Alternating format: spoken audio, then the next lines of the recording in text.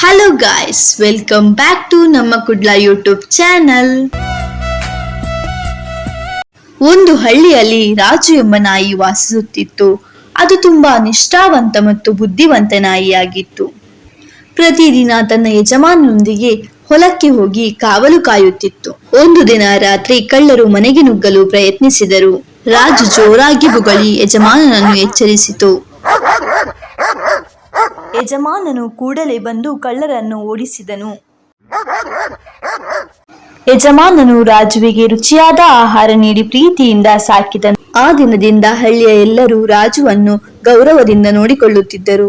ಈ ಕಥೆಯ ನೀತಿ ಏನಂದ್ರೆ, ನಿಷ್ಠೆ ಮತ್ತು ಧೈರ್ಯವು ಯಾವಾಗಲೂ ಗೌರವವನ್ನು ತಂದುಕೊಡುತ್ತದೆ. ನಿಮ್ಗೆ ಈ ವಿಡಿಯೋ ಇಷ್ಟ ಆಗಿದ್ರೆ ಲೈಕ್ ಮಾಡಿ, ಶೇರ್ ಮಾಡಿ ಹಾಗೂ ಸಬ್ಸ್ಕ್ರೈಬ್ ಮಾಡಿ. Thank you.